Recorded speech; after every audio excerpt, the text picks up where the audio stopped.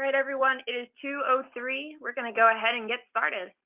Today's webinar is on the 7.5 ways to grow your lawn and landscape business in the fall.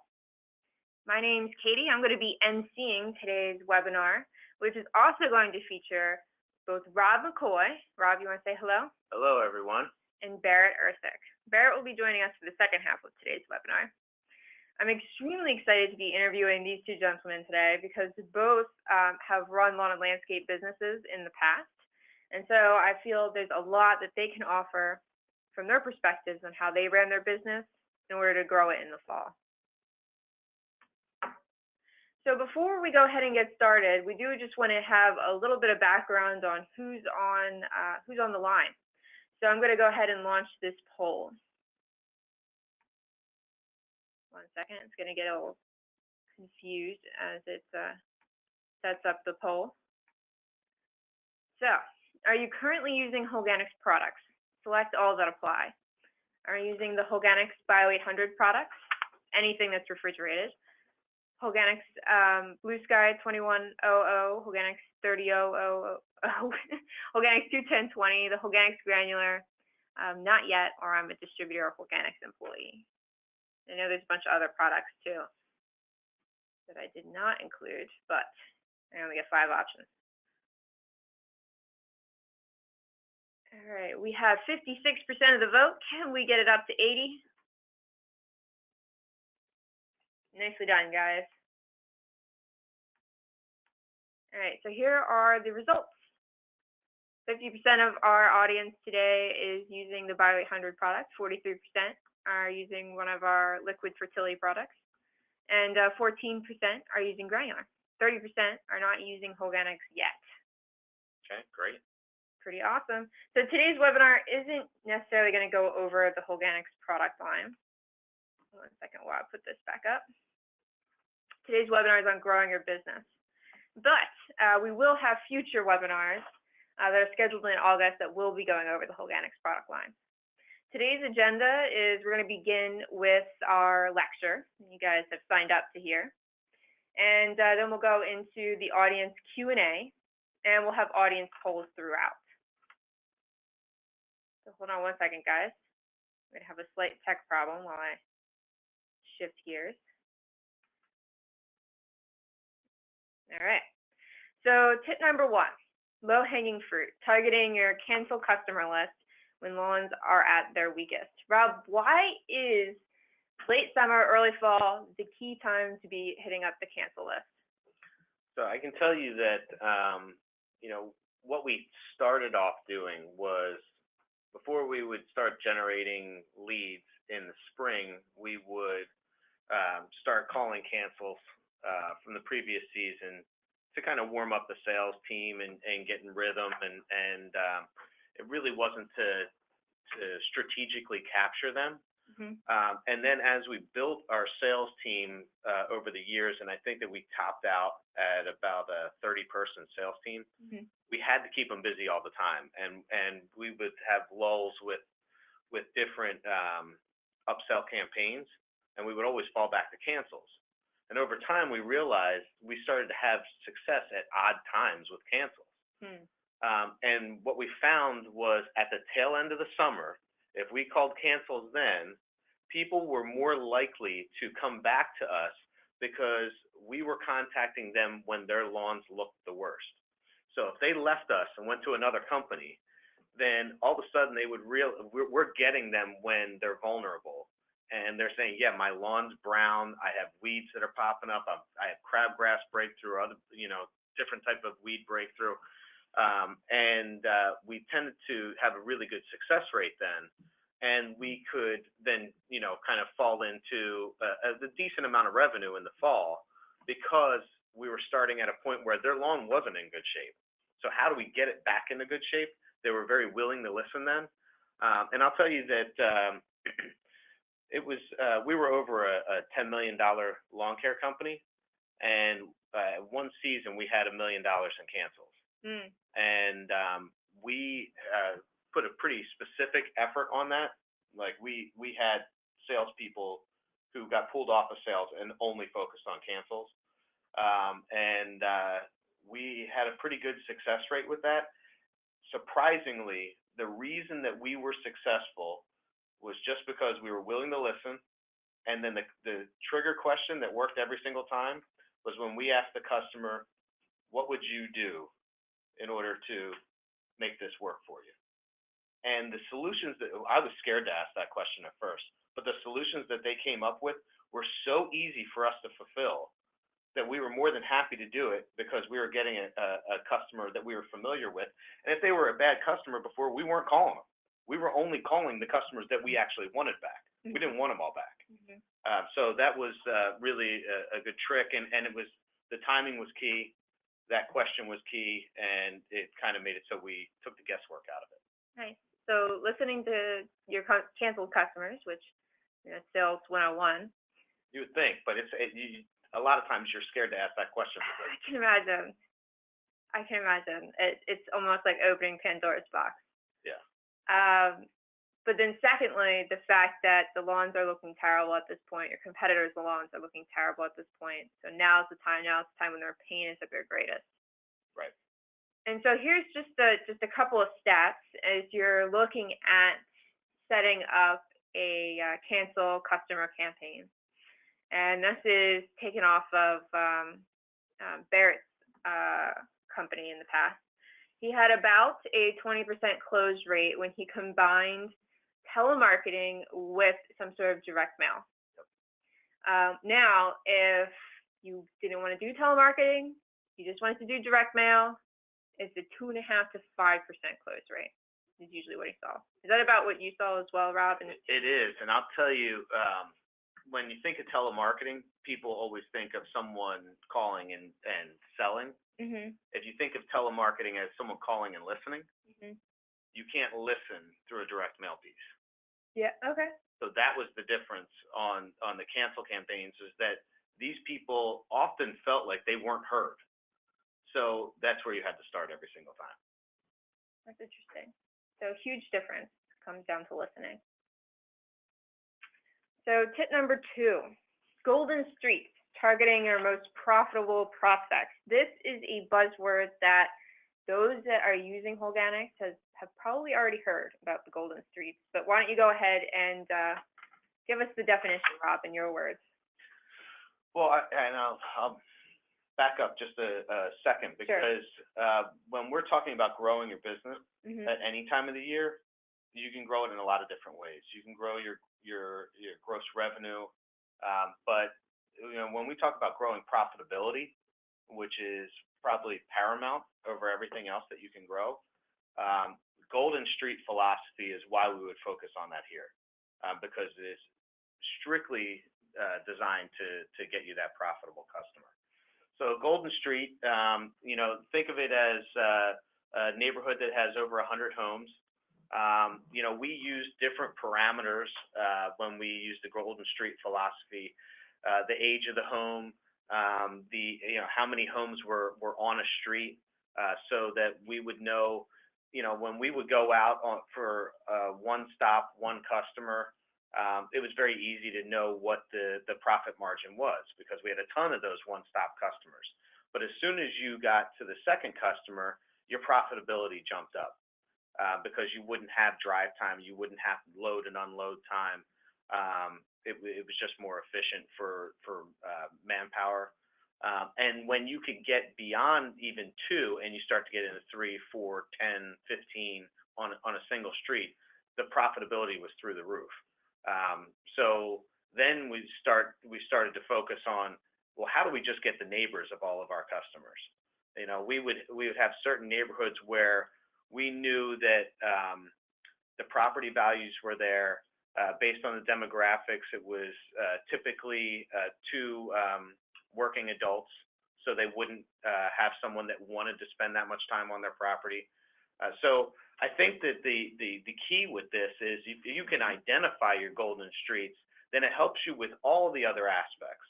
I had mentioned in the cancels before, we were only going after the customers that we wanted to get.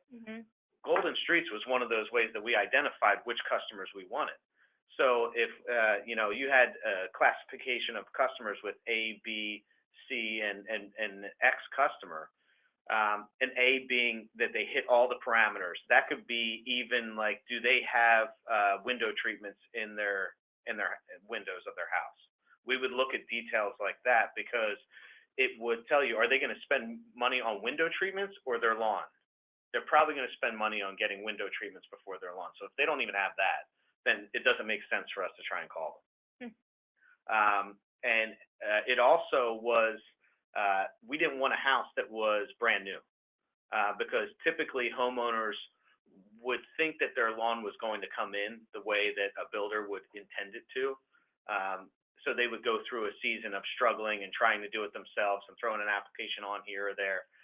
So it was important to identify, like, we didn't even want that lawn in the first year because no matter what we did, usually they weren't satisfied with it because the soil was so bad. There was no root system. The grass is sparse. There's weeds coming up everywhere. Even if we blanketed the weed control every single time, we were still going to get a bad result. So it made sense for us to wait a year or two and then start to approach those customers. So when you think about like the A, B, C, and X rating, when we were targeting cancels or we were targeting any other type of marketing, we would take into account, we go after the A's first. Go where the profitability is going to be. Not the easiest thing to build that into your system, but it is something that if you can figure out how to do it, if you're using like Real Green software, they have an easy way to do it with flag codes. Even though you may not have any of that built yet, you should start today. Absolutely. Figure out what the parameters are and just have the technicians as they're going out there identify, I can check off these boxes and get them identified. Awesome. And speaking to that second bullet, I was speaking to one of your customers, Nathan Brandon, down in Pure Turf down in Nashville area, and he's really a big fan of the Golden Street approach. And in fact, he gave me the second bullet right there. The goal is to reach 20% saturation because he found as soon as he reached 20% saturation, it was like a domino effect in that neighborhood. 20% saturation of a Golden Street, yeah. Yep. So he would just hit them hard. As soon as he hit 20%, he could start to pull back his marketing dollars and his sales efforts, still, maintain it, and it'll just fall in line. Yeah, and I could give you some statistics on that. We had neighborhoods that would be upwards of 80% saturation. Oh, beautiful. So, and he's absolutely right. The momentum takes over, and you just start having sales fall in your lap, which again is more profitable because you're not paying for leads or anything like that. And we would have technicians that would go into a neighborhood of that they have 200 customers in one neighborhood, and they would spend 2 weeks in there just doing applications. That's awesome. So tip number 3, and this is really a big upsell opportunity for lawn landscape contractors in the fall: aeration and overseeding. And I know that can be region specific, but let's just treat it as the end all be all. I would say that the majority of areas within the U.S. do aeration and overseeding in the fall. Some are more strict. Some do it at different times of the year based off seasonality. But aeration is such a good upsell, not just for the fact that you can acquire new customers with just aeration and overseeding. So you have the DIYers that want to do it all on their own, but they don't have the equipment to aerate, and they don't want to go out and rent that equipment. You can come in there and do that, and then potentially get them into your marketing database and be able to get them for other things. But also your current customer base. If you don't put 100% effort into an aeration and overseeding campaign as your number one upsell opportunity every season, then you're doing yourself a disservice. Because typically the revenue from an aeration and overseeding could potentially be the equivalent of what an entire season of traditional fertilizers and weed controls would be in a program. So if you have an $800 program for a customer, their aeration and overseeding could be $800, and it's just a one-stop, and you do that, and you get them to commit to that type of pricing, you're going to have a very easy time getting them to commit to spending $100 on a single application after that. So I'm going to ask you a trick question. I know I think it's been 10 years since you ran the lawn landscape business, maybe a little bit longer. 9. 9, okay. Do you remember, for those that aren't currently offering an aeration overseeding service, what was your margin, more or less, on a customer that was doing aeration or on an aeration overseeding app? We talked about Golden Streets already. Right. The equipment for aeration and overseeding is a little bit more bulky. It's a little bit more hard to move, a bit more cumbersome. So it varied more. Okay. So on a single stop, an aeration and overseeding, you could be at 30% margin. And you're like, that's not really that great for this industry. But then as soon as you got to the multiples that it went up in was more dramatic than just doing a regular weed and feed application. So you could go from 30 to 60% as soon as you had 2 stops together.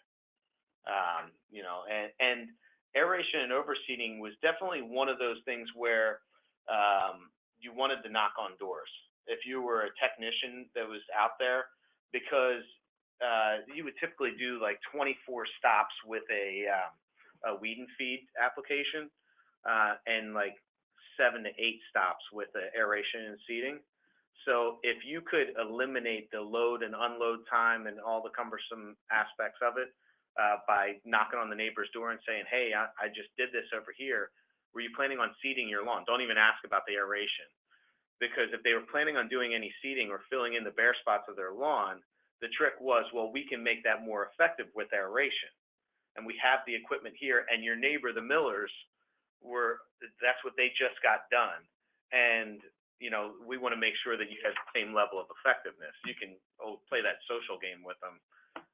But you really just have to have a technician that's willing to go knock on a door, and they don't have to make a great sales pitch or anything. Were you planning on seeding your lawn? Or trying to get these bare spots to fill in, especially if you can point to the bare spots. That's awesome. And this slide up here, so the aeration box, I just want to point this out to those that are currently using our product, is a free tool to current customers, and it includes a bunch of marketing tools to help you upsell aeration and overseeding services to your current customers. It's focused on an upsell opportunity. And so included in the aeration box are postcard designs, letter to current customers that you can send out, a video, a bunch of educational tools. So I'm going to send that out at the end of later on this evening after I put all of our resources together. So look for that aspect. It'll really help you if you plan on doing any sort of aeration and upsell campaign. So let's dig into tip 4, and that's guerrilla marketing, getting creative to make an impact. So what is guerrilla marketing?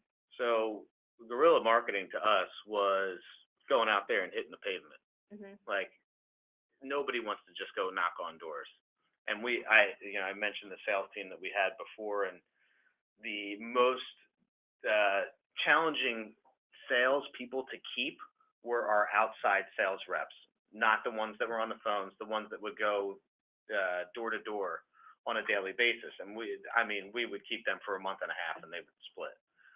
But what we figured out was really effective, specifically in the fall, because that aeration equipment was loud and obnoxious, and it took longer to do an aeration service than a lawn care treatment. We would be in the same place longer. So what we would do is we would take a team out to Golden Street or a desirable neighborhood that you want to build up. We would have 2 or 3 aerations to do in there that maybe we got over the phone. And we would go in there after hours. So we would have our technicians that day start at noon. They would do a typical run from 12 to 4. But then around 4:30, we would make sure that we hit the Golden Street.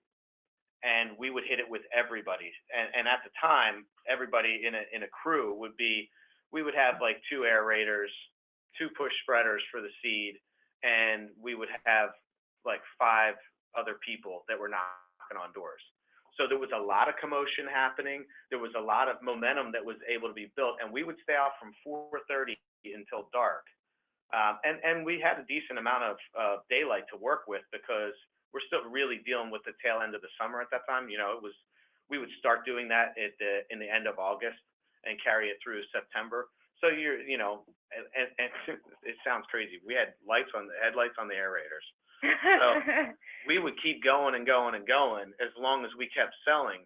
And two things that it really did for us was that it helped us build up saturation. You mentioned Brandon and how important saturation was Right. and what his goal was.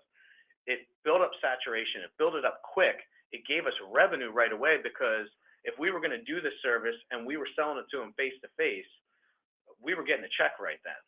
So we also could give a discount with that off of our normal pricing because we're already there. It's just like the guys that come out and seal your driveway. You get to knock on the door, hey, we're stealing your neighbor's driveway. You want us to steal your driveway. Usually it's this cost, but today it's going to be this much less. And not to mention all these different neighbors that you have just signed up for the same thing. So that was one of our most effective ways to do guerrilla marketing. Another one was, we always hated the lack of productivity on rain days. So on rain days, we would, there's two ways that the Frisbees can work. Frisbee, and there we go. We got the picture of the dog with the Frisbee. Frisbees were a great idea that one of our technicians came up with, and when we were doing a brainstorming session, and he almost jokingly just said, hey, why don't we just throw Frisbees to everybody with an offer on them? So we had Frisbees made, and we had stickers then made that we could put on the back of the Frisbees that had an offer on there so that we could switch the stickers throughout the season, even though we would have a stockpile of Frisbees ready to go. But the nice thing about the Frisbees was that they had shelf life. They reduced the amount of man hours in order to deliver the message. So traditionally, you would do door hangers before that. Well, we stopped doing door hangers and went into Frisbees because we didn't even have to leave our vehicle. We could literally drive down the street and just fire Frisbees out one after another with a deal on it that had a price of an application price because all of the lawns in the neighborhood were basically the same size lawn anyway. So what we found was on those rain days, we could go out for a short period of time and throw 300 Frisbees in a neighborhood where we would want it, and just document which neighborhood you went into so that, the same technicians aren't going to the same places over and over, so you don't talk to somebody and they're like, you get a phone call, not for service, but because they have 6 of your Frisbees. That's not what you're shooting for. But the Frisbees were very effective. And even if so that was a good way to avoid the weather downtime. But even on top of that, we used to say that for every single stop that we had, you had to throw 5 Frisbees. So it was typical for our technicians in any given day to throw 100 Frisbees because you just went one to each neighbor on the sides, and then the 3 that would be across the street, the equivalent of those that you were working on. And we got a ton of phone calls from that, and we were able to track it because we had a different phone number that was on those Frisbees so that we could see how many calls we were getting generated from that. And it was really, really effective, really easy. And I still see some of those Frisbees around today from people that I know, and are at a party at their house and you see that Frisbee in their garage. And 9 years ago, and they still have probably more than that too. And it's just funny that you see it. Crazy awesome. All right, tip number 5. So we talked a little bit about upselling to current customers. Let's now check out, designing a fall program for new customers. So these are prospects that you already have and DIY homeowners that you may have identified. So I think that oftentimes when people think of a lawn care program, they think of it as the full season. Okay. So spring, summer, fall typically. And one of the pitches that we miss is that you don't have to have a full season program in order to still sell someone a program with certain results that you can guarantee with that. So one of the benefits of a full season program is that you get a lot of time to work on their issues and improve their lawn. But the number one time that you can improve their lawn is in the fall anyway. That's really when you can rebuild their lawn. So sometimes you're coming in there with you know, pre-existing weed problems and bare spots and things like that that you have to get taken care of. But if you make sure that you can market a fall program, it can be 4 applications that are done in the fall, and they're all beneficial. You're not just trying to ram applications down their throat. You're, you know, giving them the weed control, their fertilizer that they need, tie in the aeration and overseeding. They're going to need another fertilizer after that, possibly a lime treatment, all of which are very beneficial and they'll see results from. And if it's all tied into a program, then they're looking at it as they get actually more instant gratification from that. Mm-hmm. I think that, you know, when we were out doing the guerrilla marketing, it was one thing to get the aeration and overseeding sale when we were out doing the stuff in the, sure, in the neighborhood. We would just give a greater discount if you were willing to sign up for the fall program.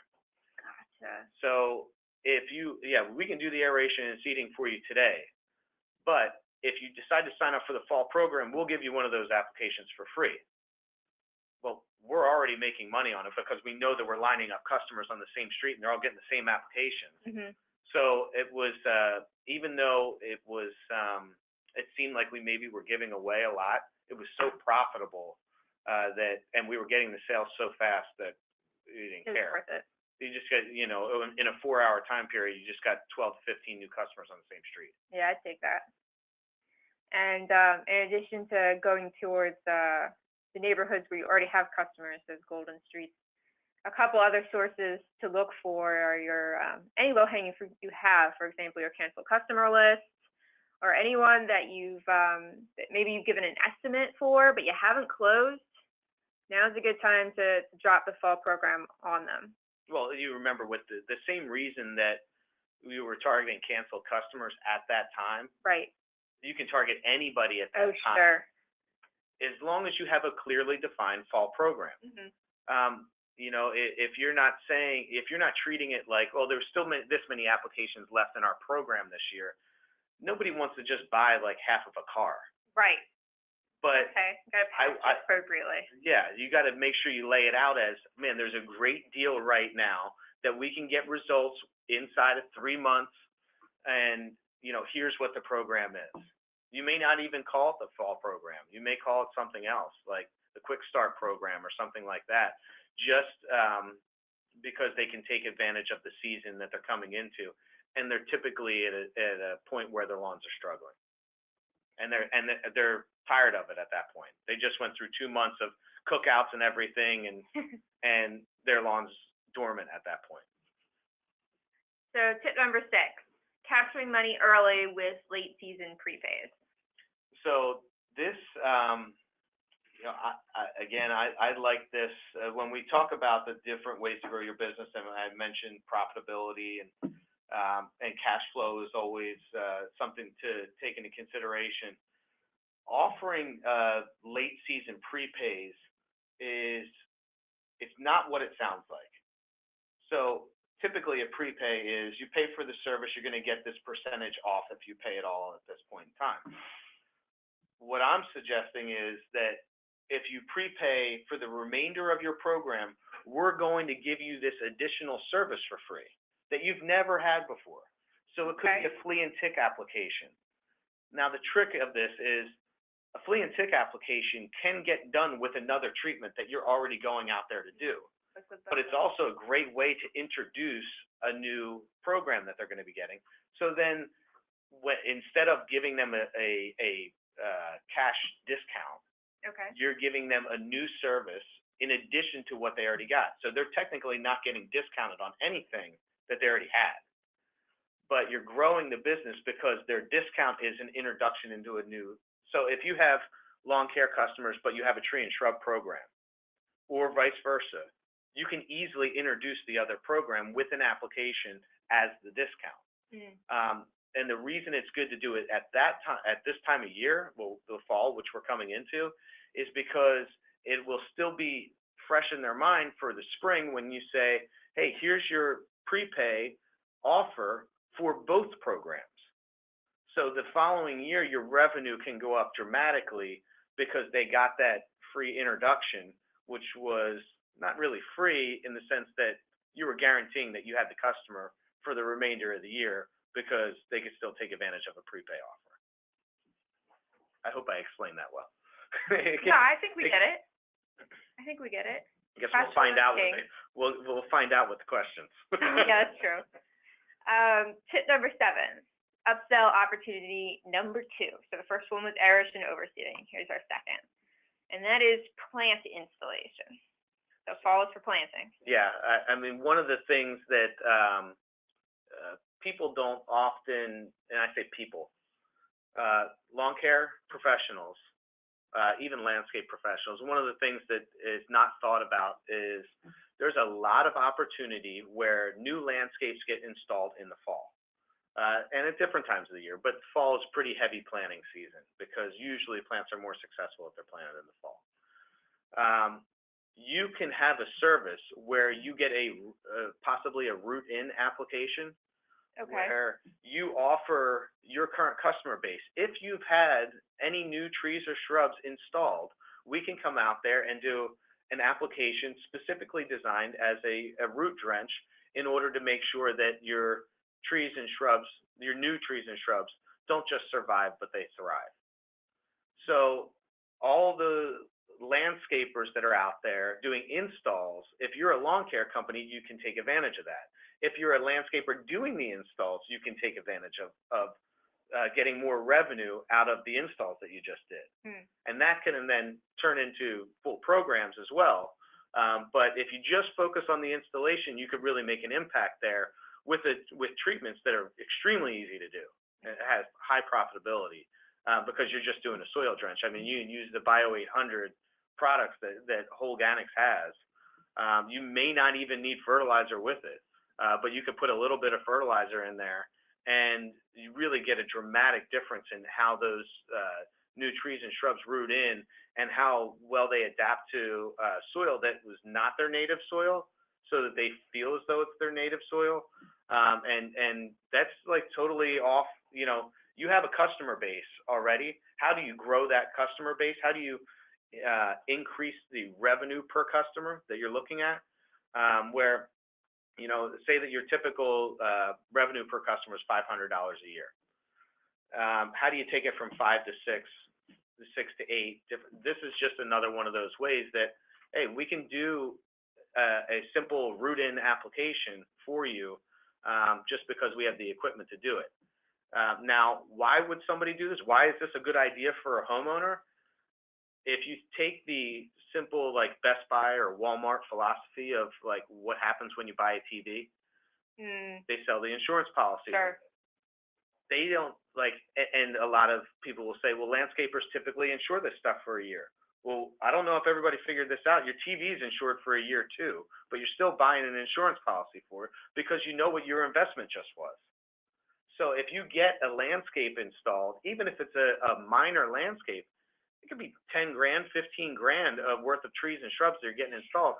So a $100 application to make sure that everything roots in is nothing. Yeah. It's just a very minimal insurance policy. So it really is a good way to reach out to your customer base, offer them something that really has value, that they're going to see as extreme value, that maybe their landscaper didn't offer to them. And if you are a landscaper, you should be offering it to them. Because it's just another way to ensure the product, make sure that you get the referrals that you want out of it, but it also introduces a lot of other opportunities there. So our last tip of the afternoon, tip 7.5, is upsell opportunity 3. Is this because we covered half of it already? Yeah. So we covered it in a couple of different ways, because I talked about with the late season prepays, how we can roll into tree and shrub applications from lawn. And we talked about the install applications and how we can take care of that. But the tree and shrub maintenance applications, when you look at, if you manage to get possibly one of those install applications, you should have a tree and shrub program to back it up to roll them right into that. So that they can keep ensuring that the investment that they made will thrive and look the way that they hoped it would, and and mature in the correct way. You know, tree and shrub applications for a lawn care company were one of the easiest things that I thought we could get as an upsell, because they were already our customer. They already trusted us. They were already paying us. It was another program that there was overlap with different products that we would be using. There was overlap with different equipment that we would be using. So if you don't have a tree and shrub program, I would say to make sure that you get one, especially with the fact that if you send out prepays to your customer base that didn't have any tree. So say that you have 2,000 customers doing lawn care, and that's strictly what your focus is. Okay. If you send out prepays to that same customer base, just offering a tree and shrub program, say here, if you wanted to take advantage of this tree and shrub program, you can get this prepaid discount, just send this check in and you're going to be set up. You'll probably close 15 to 20% of your entire customer base on a tree and shrub program overnight. It is really that easy and that impactful. Now, you can't keep doing that over and over but I'm saying for the initial impact, you could definitely get that high of a number. It's huge. Yeah, it's one of those things with, you know, I speak with a lot of different lawn care companies throughout the United States. Sure. And every time they don't have a tree and shrub program, I calculate the amount of revenue that they're missing out on, just so that they realize, like, you really, you know, you're trying to grow your business. Let's do it the easy way, not the hard way. Awesome. And then just to point out another tool that current customers of Holganix have available to them, that's the tree and shrub box, which contains a bunch of different marketing tools, including postcards, social media graphics, video, educational materials that also include a basic pricing guide for your tree and shrub applications. If you don't already offer that as a service, I would definitely recommend taking advantage of the tree and shrub box, which will be sent out to you guys later on this evening. Yeah, I would say that if you're serious about trying to grow your business and you're not sure, even with the discussion that we just had, if you're not sure what your next step should be, those marketing boxes are really helpful. Definitely. So just to sum up the 7.5 tips that we went through, tip 1, low-hanging fruit, targeting your cancel list when lawns are at their weakest. Tip 2, golden streets, targeting your most profitable prospects. Tip 3, upsell opportunity on aeration and overseeding campaigns. Tip 4, guerrilla marketing, getting creative to make an impact. Tip 5, designing a fall program for new customers and DIY homeowners. Tip 6, capturing money early with late season prepays. And tip 7, upsell opportunity on plant installation, 7.5, tree and shrub maintenance applications. And in addition to the 2 resources we've already mentioned, we have a bunch of other marketing tools that are available to Holganix customers. This is a list of my favorites for this time of year. We have the aeration marketing box that we discussed before, tree and shrub marketing box. You have a tree and shrub marketing ebook that includes some additional resources and some instruction. Tree and shrub, I already went over that. Flower marketing box is specific to if you're doing any sort of plant health on your flowers. And Holganix launch box, which contains a bunch of different marketing tools and messaging to help new customers talk about why their program is so much better than the competition's because they're using Holganix products.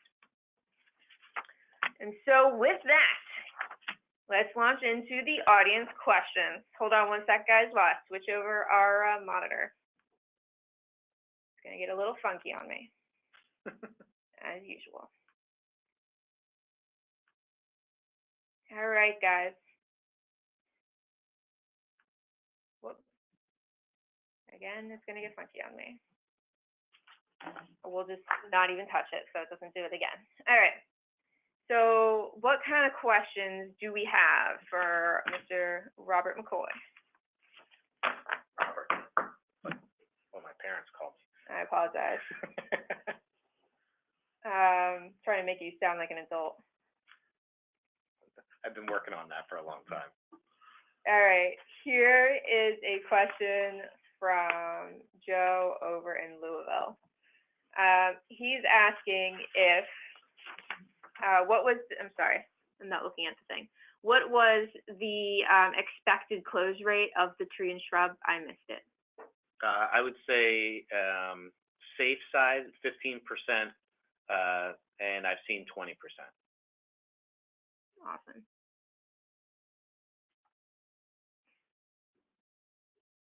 This one's from Mike.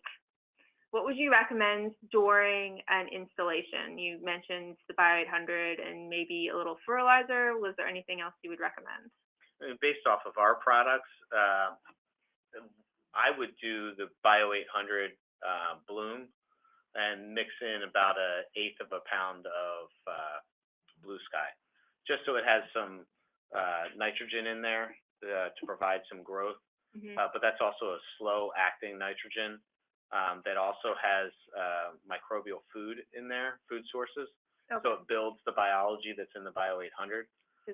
So there's a synergistic value there, and we're not trying to provide surge growth.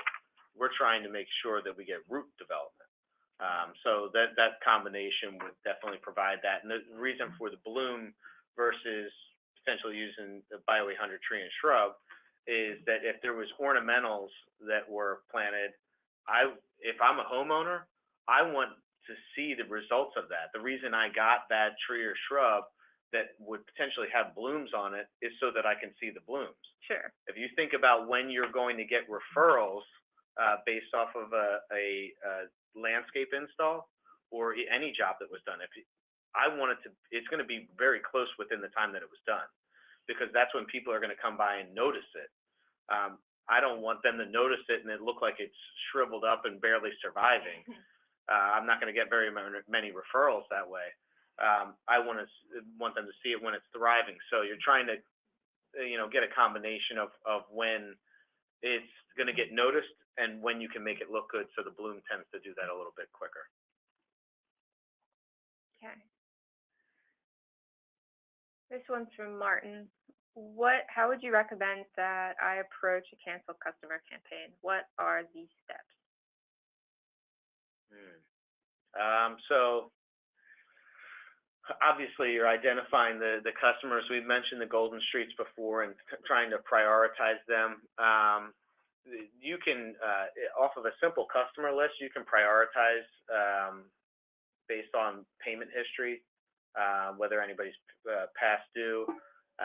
If you have technicians that are dedicated to certain routes, then it's always good to get their feedback, so you can give them a list of cancels and say, hey, is there anybody that we shouldn't call back? Because they'll be a little bit more familiar with that. And then once you get through some of those simple parameters, then I think you get a feel for it. Just going through it, and you obviously want to do a little bit of scripting. Okay. But I'll tell you, it doesn't take a lot of scripting to get a canceled customer back. I've mentioned, listening for the telemarketing before. It really was just about an investigation. You're trying to, if you don't get that customer back, you still want the benefit of learning from that experience so that you can have a higher retention rate for your other customers. Okay. We have enough time for one or two more questions. I'm going to ask this one because it's a good way to summarize some last thoughts that I'd like to express. Jeff's asking, is this webinar recorded? So yes, it is being recorded, and I will be sending it out in a follow-up email that will go out later on this evening, maybe tomorrow morning, depending on how long it takes me to dish out the video. It will also include links to the resources that we mentioned, including all the different marketing boxes. All right, here's the last question. This one's from Martin. Tree and shrub, one of the best ways to upsell. What other services are best? So the tree and shrub, if that's actually two questions there, then possibly what is the best way to upsell tree and shrub? The prepay was by far the easiest. Okay. And I would say don't overcomplicate or overpromise on a tree and shrub program.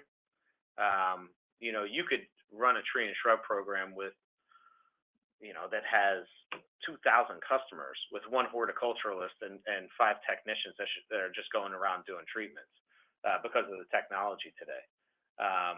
So, you don't want to promise a diagnosis every time that you're out there, but if you focus on plant health, then you can guarantee some of that with, the treatments that you're doing. As far as the other services that are best for upsell, it depends on where you're at. Fungicides are important in different parts of the country based off of weather conditions, and sometimes they're included in programs. I didn't always like to do fungicide upsells, but one that I did like to do was grub preventer. Okay. I thought, and in a grub preventer, we made the pricing really simple. It was just 1.5 times the price of a regular application. If you had a couple of taglines to go along with that, like, sometimes customers would say, well, my lawn is doing fantastic, so I don't think I have anything to worry about. Well, if you have a rich, thick, dense root system, and that's why your lawn looks good, where do you think the insects that are going to focus on eating a root system are going to go? Mm-hmm. Or you have somebody that says, oh, I'm going to hang a beetle bag out in the backyard. Well, you're also attracting all the beetles there that are going to lay their eggs and do damage to the grass. So I thought that just off of the simple fear factor, grub preventer was an easier upsell, but that's really something that we would have done probably in June. So we kind of missed that in some areas. Mm-hmm. For going along the same lines of what can be done in the fall specifically, fall flowers. You can design a treatment that is just your guys going out there with Holganix Bio 800 Bloom, spraying all the flowers. It doesn't matter what was done before because there's no harm that could be done, and it will expand the fall flowers that they potentially planted. And it's kind of an application that's outside of the norm, and it can potentially be done within the same route as the other applications that are being done. There was another one that I was thinking of, but even if so say that if we talked about aeration and overseeding. Right. If you're doing an aeration and overseeding, a lot of people like to pair a starter fertilizer with that. One of the best ways to introduce soil microbes into the soil is with an aeration, and it also dramatically changes the germination rate of the new seed. So you can kind of, juice up your promotion of what that application is by saying not only are we going to add living biology into your soil to increase the results that you get with your current turf, but it's also going to cut your germination rate in half of the new seed. Awesome. A lot of good thoughts there. All right, guys. It is 2:51, which means we've gone over, and I apologize. Hopefully you guys found it super interesting. If you would, please do me a favor, and when you do exit the webinar, take the survey that pops up at the end. It's going to help us continue to make these webinars better and better for our customers.